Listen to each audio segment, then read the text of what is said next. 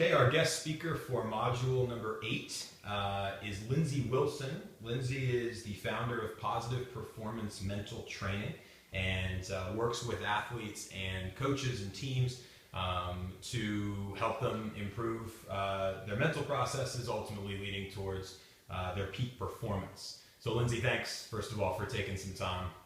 We're in the headquarters of Positive Performance Mental Training. Beautiful Seattle. In Seattle, which fortunately is only about 15-20 minutes from Volt Global Headquarters, where I record the majority of my lectures. So this is a relatively convenient one as compared to some of the other guest speakers that we've had, which have kind of spanned the country. But Lindsey, the reason I'm coming to you to talk about this subject is because it's outside of my kind of natural area of expertise. And you have a lot of experience both as an athlete yourself and working with athletes and coaches at a ton of different schools and different sports and different levels, and helping them develop some sort of practical, implementable mental processes to help them out. So just to start off, I'd love it if you could just explain from your perspective what mental training really is, why we're even having this discussion, and how it impacts performance. Yeah, first of all, thanks for having me. Welcome. It's always a pleasure to get to work with athletes and coaches at all different levels and in all different sports. This is really my passion. As an athlete, I struggled a tremendous amount with the mental side until I started learning a lot of the tools that I teach now. So that's sort of my motivation and really the impetus for starting this company. And really what we're seeing really across the board is athletes that really committed, really driven to their sport, working really hard on the physical side, doing the skill work, hopefully working with volts, doing the weight training, and still really not able to put it together in competition, especially when the pressure's on. And athletes are dealing with a lot of stresses from a lot of different areas, whether that's school or socially or on the court or on the field or in the pool. And a lot of them are just ill-equipped to deal with the pressure and the stress that they're under. Some of them figure it out, but oftentimes if they do it slow, and all of a sudden the light bulb might go off when they're a junior or senior, and not to say that it's too late, but it certainly could have been more efficient and sped up, the process sped up a little bit if they'd gotten just some really simple tools. So back to what mental training actually is. To me, it's about unlocking an athlete's full potential. And typically, again, we're working with athletes that are doing a lot on the physical side. So, when we're talking about what ages we work with, I think athletes have to have gotten to that level where they're struggling mentally. They have to have experienced some failure. They have to be in a competitive environment where they can't out-athlete people. But once you're at that level, the difference between good and great is really so small. The methods that we teach are very proactive, and I think even simple things that, whether you actually use a program or not, as a coach that you can implement, is making mental training a real priority. Because I think a lot of coaches think that mental training is important, but they also have recruiting, and they have weight training, and they have skills, and they have media, and they have all these myriad responsibilities. How do they actually get it in? And I don't think that it has to take a ton of time. I think it's more about making it consistent, making it a priority, and giving athletes very actionable things to do. So it's not just talk, it's not just fluff, it's not just focus and confidence and it's kind of nebulous terms. It's giving them action-oriented things. It's interesting because to me it's a change in coaching mindset. For a lot of coaches to actually think about your athletes' mental processes and mental fortitude, the ability to withstand pressure and stress and adversity and all those things as actual moldable, changeable attributes, right? Because if you're a coach, you recruit an athlete that shows up, say it's basketball, which is the sport you play, and the kid can shoot, but boy, they are weak as all get out. Mm-hmm. But you say, all right, they got to get in the weight room, right? Like we have a plan in place, right. We are going to make them stronger. Right. But say they can shoot and they're jacked and strong and fast, every physical attribute is there, but they're not clutch, right, in the traditional sense. They're missing every free throw at the last second. A lot of coaches, I think, just throw their arms up and say, oh, well, we can't rely on that player. That player is not a trustworthy, mental athlete. But what you're saying, and kind of the premise of what you do, is we actually can impact those kids, right? We can give them the tools that they can become that strong mental athlete. Yeah, like, hypertrophy in the weight room, like that's, everybody knows that it works, and it's easier because you can see it, right? I mean, mental training is sort of ambiguous still because you can't see the brain getting bigger. In fact, it doesn't get bigger; it just changes its route. Right. But neuroplasticity is a rather relatively new concept, that the brain can be changed. They used to think you're either mentally tough or you weren't, and if you weren't, well, too bad. We'll go recruit the one that is. But the problem with that is you have, most of the time, you have a limited roster, right? And looking at the military even, they recruit the best of the best. And you look at the Navy SEALs, and they're getting elite performers. And yet a lot of them were cracking under pressure. And so they started working on mindfulness and teaching the brain really to override what comes natural to a lot of us. I mean, what we do in sports is not natural. It's not natural to go and push yourself that hard physically. It's not natural to not feel fear and try to perform under those pressure situations. And some, again, when you're exposed to that, you may or you may not react appropriately. And if you don't, a lot of times athletes sort of spiral down. They never are able to recover. Instead of using failure as a stepping stone and also preparing them to put themselves in those positions and have the confidence to perform. What comes to mind when you say that we used to, or a lot of coaches still do, think you're either mentally tough or you're not. It's all about, in some ways, it's changing the narrative, right? So it's getting the new crop of coaches, the younger coaches, which are, essentially this cohort at UW. We are able to influence the way that we influence our athletes. As the younger kind of generation of coaches takes over, the old school, well, you're going to break, so we can't rely on you mentality. We don't need that anymore, right? We can take a kid, maybe that is their weakness, right? Maybe they're just not that mentally strong. Take some of the stigma away from it, right? Because that's seen as, at least in my experience as a coach and an athlete, that's seen as one of the worst things you could be on the team, right? You got to pull that stigma out, because then you can actually proactively work on these things, right? Right. Well, and like the mental stuff doesn't happen in a vacuum, right? And so it's going to be based on your performance. It's going to be based on having the confidence to feel like you're bigger than the challenge ahead of you. And that goes for running sprints or in the weight room. It's all interrelated. It's really hard to isolate one thing that an athlete needs to work on. But yeah, I think the stigma is there. And I think also it's changing the idea of what mental training is. Meditation, for example, like the ability to let go, that's kind of a dirty word in athletics. Like letting go, isn't that the same as quitting? But we have to care, we have to be passionate, we have to have terrible body language and swear and be pissed off to show that we care about winning.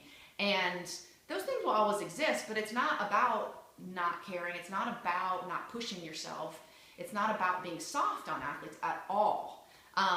It's about giving them the tools and the resources so that they can be fully present and they can actually have the confidence to give themselves, because giving everything that you have is scary. It is. It takes a fortitude to be able to do that consistently. And what we're seeing is athletes, I don't think they need a lot. They just need a little bit of tools and skills to work on so that they can be ready for those situations. And a lot of them really want it and they don't know what to do. So you mentioned tools, resources, right? So I'm envisioning we have coaches that are coming out of this course and they're looking for, just like we go to a seminar, you're looking for something you can take away and you can maybe start to do so you could actually implement. And a lot of times, we're coaches that don't have full control of our teams, right? Sometimes we will. Eventually, we will all have full control of teams and programs. So kind of changing a culture from top to bottom is very challenging. But is there anything, can you help basically steer some of our coaches towards a couple things they could start to do, look at, research, whatever it might be, hands-on with maybe a couple of their athletes or a few that you think they could actually use? Yeah, there's a ton of great resources out there. We have a ton of great resources, as you know, on our blog. And there's a lot of great books. I can name off a few that you can post for them. But I think, the real challenge with all this is yes, I read an article, like you said, I read an article, Yeah. I listened to Lindsey speak, I went to the convention, and I need to do this. Okay. Right. And I think you're really hitting the nail on the head with that. I think implementing and making mental training consistent, even if it's, like 1 or 2 things that you do as a team. But the problem with what happens, what I see, is people go to a convention, they're like, yeah, we're going to meditate as a team. And there's really no why, so the athletes don't understand what they're doing. And they think it's silly or it's stupid, and the coach might not really understand it either. So it's kind of like, well, we should do this, but they're not really standing behind it. They've never done it themselves. I think that's a big thing too, is like, you can't tell people to do things if you're not doing it. It's like sitting there smoking and telling somebody to lose weight. It's like, you have to kind of live it. And I think coaches are pretty good at that, but with this, sometimes they're not, because they don't know. So I think living it yourself. Well, that's just not to interrupt you, but that's something you really stress. I know in your programs, the way that you work with teams, you really try to get coaches to actually take part in we have a meditation challenge. Yeah, right? I can send you that too. The coach, and that's a free, just to get coaches in the mindset of like, because coaches are like, like the best example is like, coaches are like, we need to not stress, right. Like they're in the huddle and they're like freaking out, and that's a really natural thing, because coaches have high stress and they're driven people, and and they want their athletes to be driven. But yeah, I think you have to live it. And then part of that, in that same vein, is like, it has to be implemented in the right way, and it has to be really consistent. So again, what I see is people like, yeah, we're sometimes we're doing this and sometimes we're doing this, and they've tried all these things. They don't really know what's working, so they're not sort of identifying the problem and then figuring out if that's helping.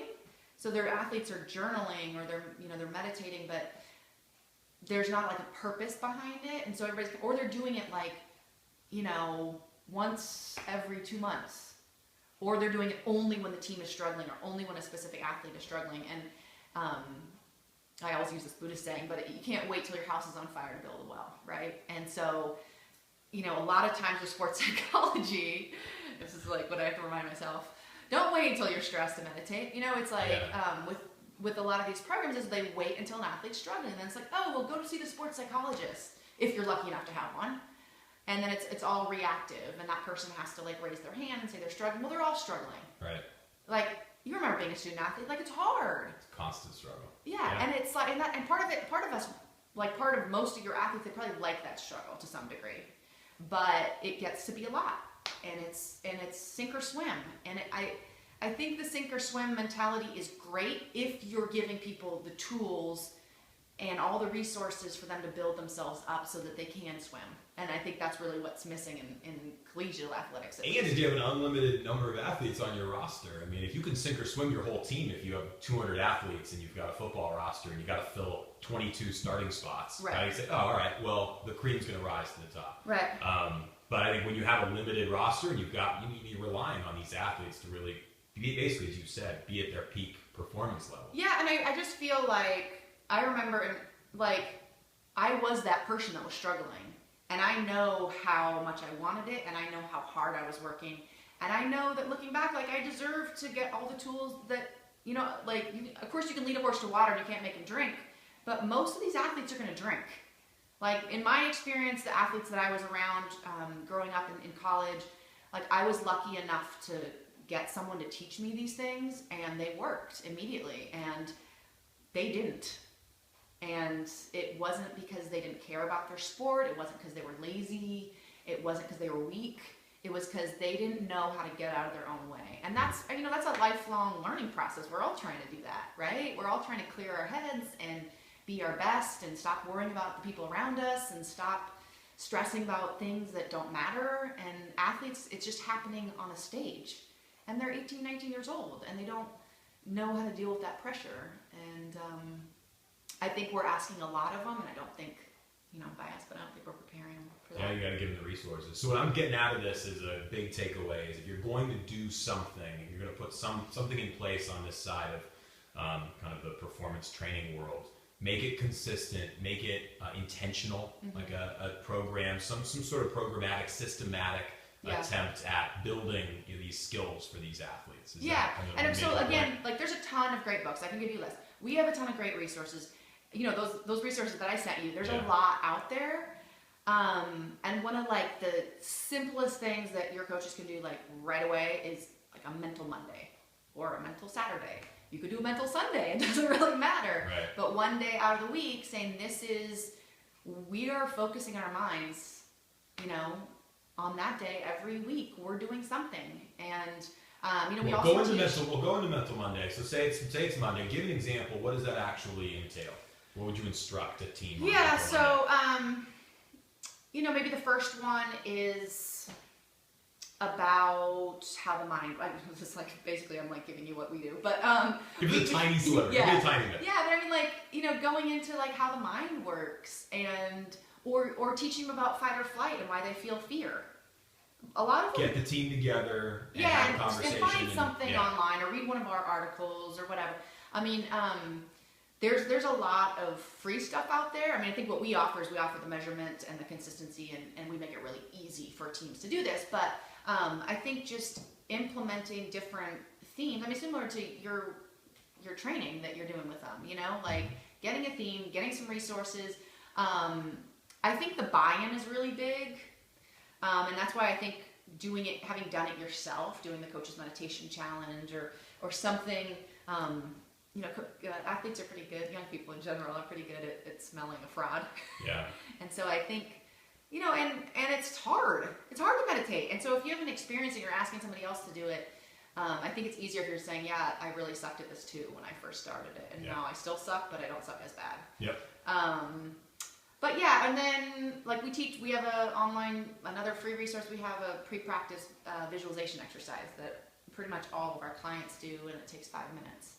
And so what we'll do is, together. Yeah, so what we'll do is we'll link back to your website, which is a ton of really good resources. Again, this is to kind of close it out. This is Lindsey Wilson, who's the founder of Positive Performance Mental Training. A ton of really good stuff online that coaches can start to dive into. And if this is the type of thing as a coach that you love, that you're interested in, what I'm going to do is put, Lindsey, your contact information you know, in the module as well, so everybody can see this and can potentially follow up with you if they have specific things, if that's all right with you. And we have a newsletter too. We send out new stuff every week. And it's good. I'm on that list. Yeah, so thanks, Lindsey. Really appreciate the time you took with us to chat, and we'll put a bunch of the follow-up resources there so the coaches can, on their own time, kind of dive into more of this stuff. Perfect. Thanks, guys. Thanks.